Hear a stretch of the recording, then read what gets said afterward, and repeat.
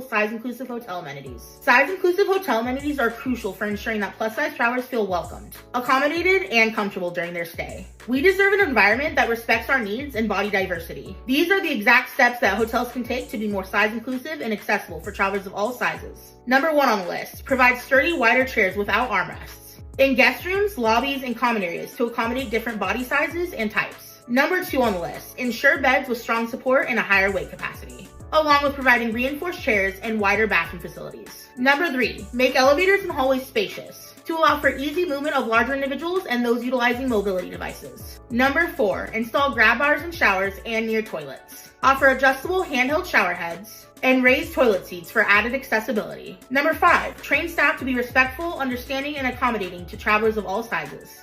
Number 6, provide pool lifts and handrails at the entry of the pool. This will allow for plus-size guests and guests with different abilities to enjoy all amenities. Number 7, hotel restaurants should have roomy seating options and sturdy chairs, ensuring that everybody can dine comfortably. Number 8, offer larger beach and pool seating. Provide oversized loungers and seating at the beach and pool areas, allowing travelers of all sizes and abilities to be comfortable.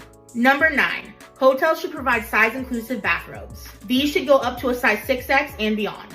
And hotels should also provide bath sheets or plus-size friendly towels so that travelers of all sizes and abilities can use them comfortably. And last but not least, this is an important one. Display clear and accurate information on these amenities on hotel websites. Include weight limits, seat dimensions, and things like that. And include information on the size-inclusive amenities available. This will help plus-size travelers make informed decisions. By implementing these size-inclusive hotel amenities, hotels can become more inclusive and accommodating.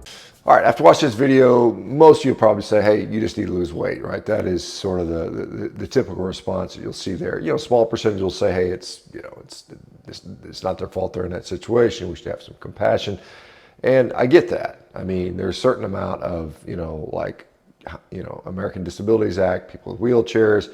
Do we accommodate them? Yes, we did. People that are blind, there's Braille type things. But, one of the things is, I'm a tall guy. I'm 6'5". When I get on planes, I'm pretty cramped, particularly when I'm flying, in the economy section. It's uncomfortable, right? I get that. I get how she feels. But here's something that, that this whole sort of body positivity,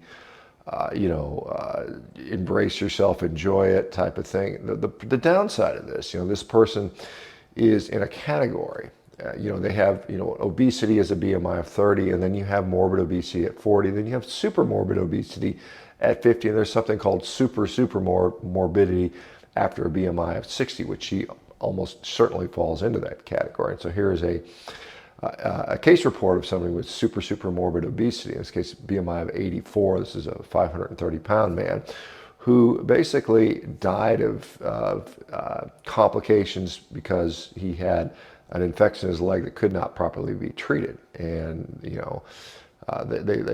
list in the case report, it took 9 people to move the person. They couldn't put him on a stretcher. They couldn't put him on an operating table.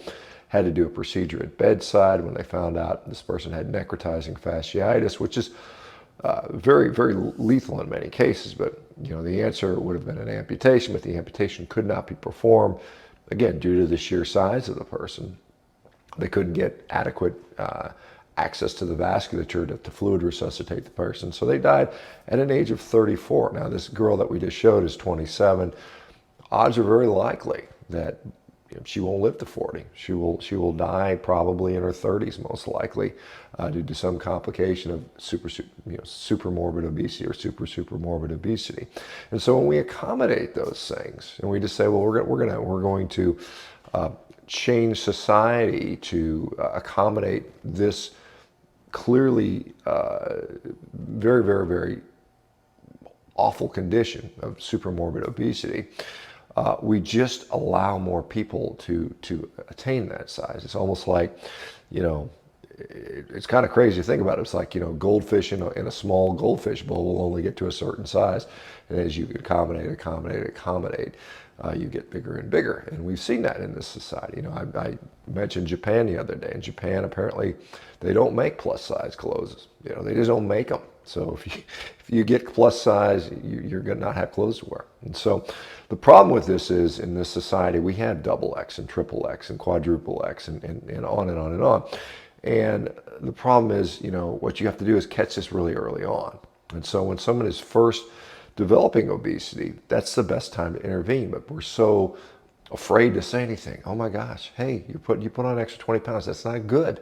It's not good for you. And then if you let that go, then it becomes easier to put on the next 20 pounds and so on and so forth. And by the time anybody really notices or says anything, these people are hopelessly addicted. You know, they have these issues where it's really difficult to reverse. Now, of course, I've seen people lose 100 pounds, 200 pounds, 300 pounds, 400, but even 500 pounds on people doing a carnivore diet. And that's not the only way that people can lose weight, but it is one way that's very helpful.